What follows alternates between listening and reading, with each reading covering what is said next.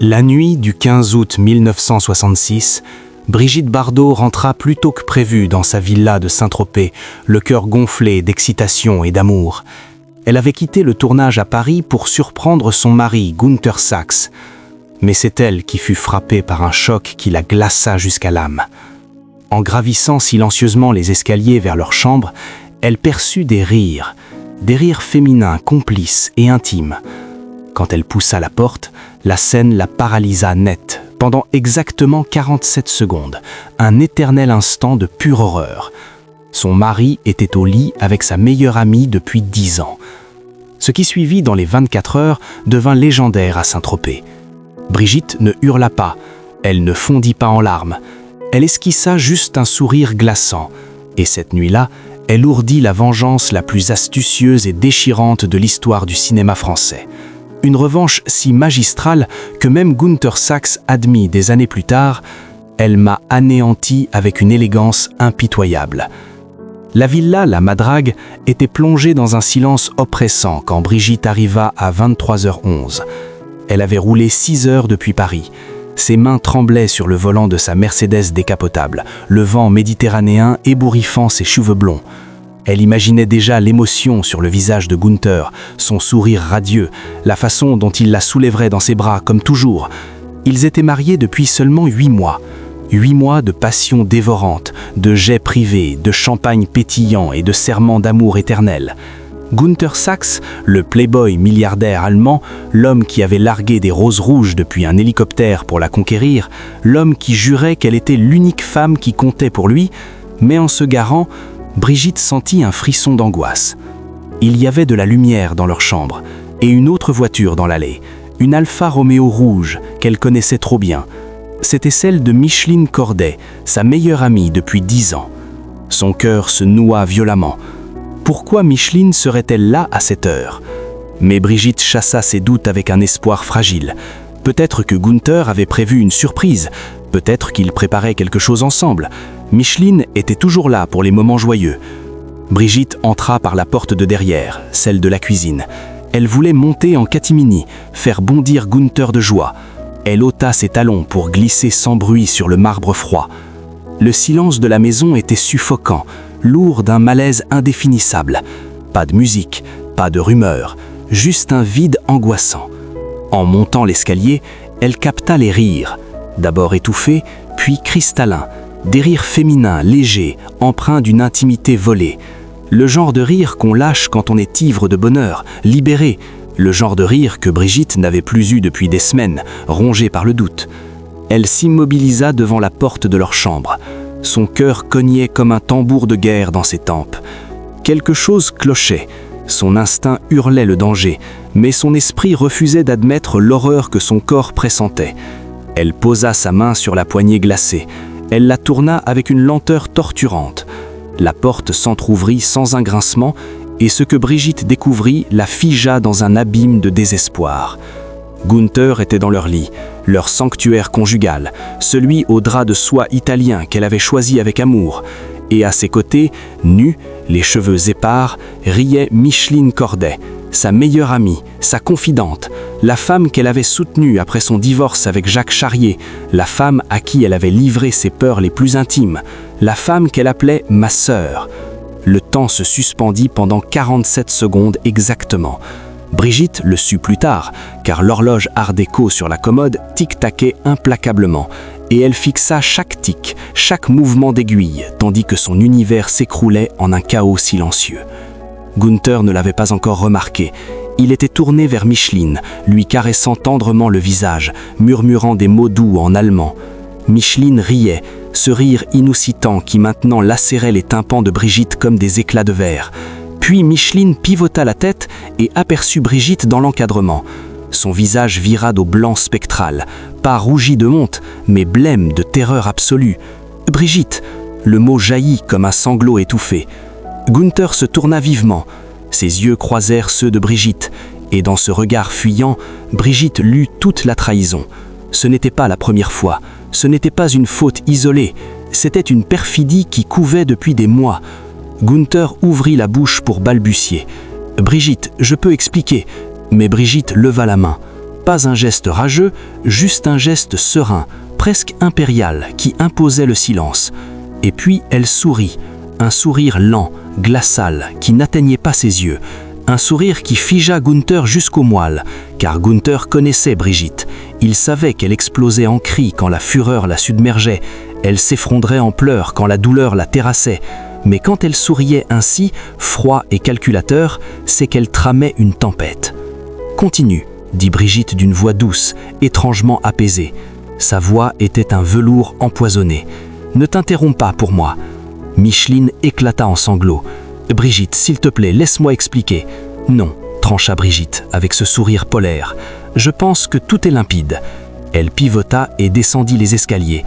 Gunther bondit du lit, enfilant un peignoir à la hâte. « Brigitte, attends, où vas-tu » Elle ignora l'appel. Elle gagna le salon, saisit le téléphone et composa un numéro gravé dans sa mémoire. « Allô ?» La voix ensomnoyée de son avocat, maître Bernard Dupuis, répondit après 3 sonneries. « C'est Brigitte, réveille-toi. J'ai besoin que tu viennes à la Madrague sur le champ. »« Brigitte, il est minuit passé. Qu'est-ce qui se passe ?»« Je divorce et j'exige que tu lances les procédures maintenant, cette nuit. » Il y eut un silence lourd. « Brigitte, peut-être que tu devrais attendre la daube, réfléchir. »« Brigitte, sa voix était acier tempé. J'ai dit maintenant. J'arrive dans 20 minutes. » Brigitte raccrocha et composa un autre numéro, puis un autre et encore un autre. En 15 minutes, elle avait passé 2 appels cruciaux. Gunther et Micheline étaient descendus, vêtus maladroitement, les visages ravagés par la culpabilité, comme des enfants fautifs. « Bitte, s'il te plaît, on peut discuter », implora Gunther. « Discuter ?» Brigitte se tourna vers lui, les yeux étincelants. « Tu veux discuter ? Parfait, discutons. » « Depuis combien de temps ?» Gunther hésita. « Brigitte, depuis combien de temps ?» Sa voix grimpa pour la première fois, vibrante de fureur contenue. « 4 mois », murmura Micheline, les larmes ruisselant. Pendant 4 mois, sa meilleure amie et son mari l'avaient poignardé dans le dos. Pendant 4 mois, ils avaient ri de son ignorance. Pendant 4 mois, chaque étreinte de Micheline, chaque « je t'aime » de Gunther était un poison. Brigitte sentit quelque chose se fracasser en elle. Pas son cœur, il était déjà en miettes. Non, ce qui vola en éclats fut son foi dans l'humanité, son innocence, son espoir. Et à sa place, surgit une rage froide, implacable, qui réclamait que Gunther et Micheline endurent la même agonie. « Sortez de ma maison », ordonna-t-elle avec un calme terrifiant. « Brigitte, c'est aussi ma maison », protesta Gunther. « Je l'ai achetée avec mon argent », répliqua Brigitte. « Souviens-toi, chérie, tu as peut-être le titre, mais j'ai payé la moitié, et mon avocat sera là dans 10 minutes pour te rafraîchir la mémoire sur ce détail légal. Maintenant, dehors, tous les deux. » Micheline fila vers la porte, chaussure en main, octant de désespoir. Mais Gunther resta figé, son arrogance refaisant surface. « Tu ne peux pas me jeter dehors de ma propre villa. » Brigitte le toisa longuement. Puis elle décrocha le téléphone. « Oui, police, j'ai un intrus dans ma propriété, Villa La Madrague. »« Oui, il refuse de partir. Pouvez-vous envoyer une équipe ?» Le visage de Gunther vira au pourpre. « Tu n'oserais pas ?»« Et c'est moi », riposta Brigitte, ses yeux flamboyants d'un feu glacial. Gunther empoigna ses clés et claqua la porte en sortant. Brigitte resta seule dans le salon, le silence l'enveloppant comme un suaire funèbre. Et c'est alors que son plan machiavélique germa dans son esprit tourmenté. Maître Dupuis arriva comme promis. Il trouva Brigitte assise sur le canapé, d'un calme olympien, une liste déjà griffonnée sur un bloc-notes. Ses mains étaient fermes, ses yeux secs. Elle était passée de la femme brisée à la vengeresse en moins d'1 heure. « Bernard, voici mes exigences. Premièrement, je veux ce divorce rapide et ultra public. Deuxièmement, je veux que chaque magazine, chaque journal de France sache précisément pourquoi nous divorçons. Pas de blabla sur des différences irréconciliables. La vérité crue, toute la vérité. Troisièmement, elle sourit, ce sourire froid qui était devenu son masque. Je veux que Gunther Sachs regrette amèrement le jour où il m'a trahi. Mais Brigitte, une vengeance publique pourrait te nuire dans la presse, avertit Maître Dupuis prudemment. Ça pourrait se retourner contre toi. Ce n'est pas de la vengeance, coupa-t-elle. Ses yeux luisants d'une détermination féroce. C'est de la justice, et je la savourerai. Le monde doit savoir que Brigitte Bardot ne tolère pas les traîtres, ni dans son lit, ni dans son cœur. Les 12 sœurs suivantes furent un ouragan de manœuvres calculées. Brigitte contacta tous ses amis, tous les journalistes qu'elle connaissait, tous les photographes de Saint-Tropez. Elle leur déversa tout, les détails sordides de la trahison, le fait que c'était avec sa meilleure amie dans son propre lit. À 8 heures du matin, l'histoire enflammait les ondes. France Soir titrait en gros « Bardot trahi par son mari et sa meilleure amie ». Paris Match bouclait un dossier spécial, les radios en bouclaient. Tout Saint-Tropez bruissait de ragots. Mais Brigitte n'en avait pas terminé. À 10 heures, elle improvisa une conférence de presse devant la Madrague. 50 journalistes accoururent. Elle était sublime, dans une robe blanche immaculée, sans maquillage, sauf un rouge à lèvres écarlate. Elle avait l'air vulnérable, mais parlait avec la force d'une lionne. « Je veux que le monde entier connaisse la vérité », déclara-t-elle aux caméras. « Mon mari m'a poignardé, ma meilleure amie m'a poignardé, et je ne vais pas me terrer dans la honte comme si j'étais fautive. Je suis la victime ici, et je le clame haut et fort. » Les flashs crépitaient, les questions fusaient. Brigitte répondait à toutes avec une franchise brutale qui sidérait même les reporters les plus blasés. « Comment vous sentez-vous, mademoiselle Bardot ? Trahie, humiliée, mais pas vaincue, jamais vaincue. Allez-vous pardonner à votre mari ? Pardonner ? Elle rit, un rire amer, sans joie. Je vais divorcer et veiller à ce qu'il ne me blesse plus jamais. Pendant ce temps, Günther était barricadé dans un hôtel de la ville, harcelé par les paparazzi. Chaque sortie déclenchait un essaim de caméras. Les questions étaient féroces. Pourquoi avez-vous trahi Brigitte Bardot ? Est-ce vrai que c'était avec sa meilleure amie ? Comment pouvez-vous vous regarder en face ? Günther, jadis idolâtré comme un séducteur irrésistible, était maintenant honni comme un traître abject. Son image publique s'effritait en direct. Mais le coup fatal de Brigitte frappa le soir même. À 19 h, elle lança une fête à la Madrague.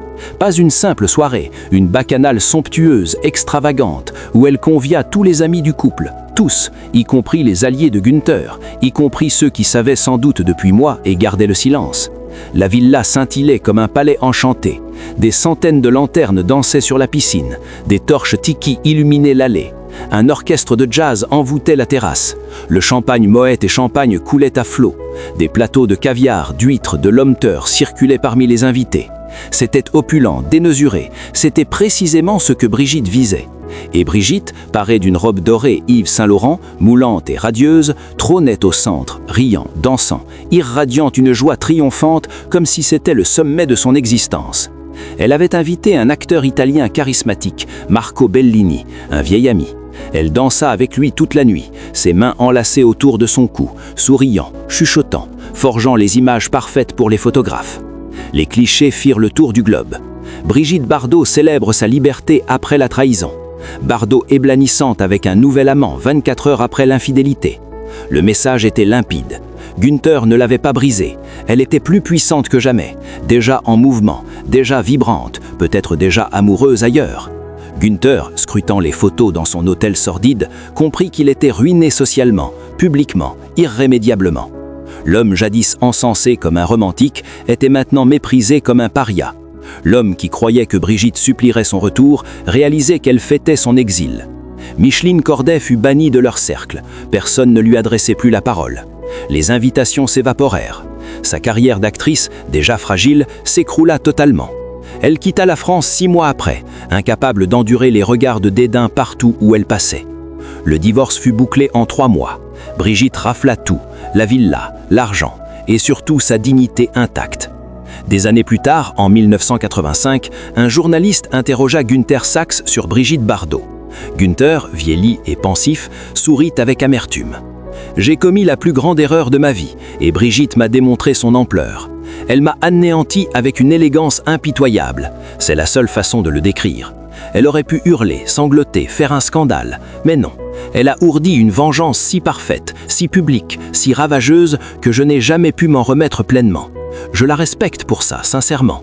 Elle m'a appris qu'on ne trahit pas une femme forte, car une femme forte ne ploie pas. Elle riposte et triomphe. » Quant à Brigitte, elle n'évoqua plus cette nuit après les premières semaines.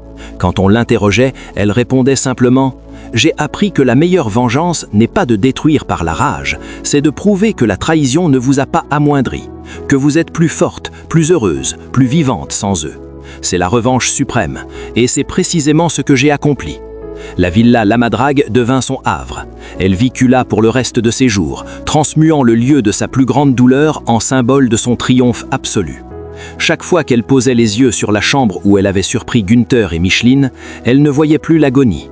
Elle voyait l'instant où elle avait choisi d'être plus grande que sa souffrance. Et peut-être que c'était la vraie leçon de cette nuit cauchemardesque. La vengeance n'est pas toujours brutale et destructrice. Parfois, la vengeance la plus puissante est simplement de refuser d'être anéanti, de se redresser, de lutter et de montrer au monde que vous êtes indestructible. Brigitte Bardot l'avait incarné, et Saint-Tropez n'oublia jamais.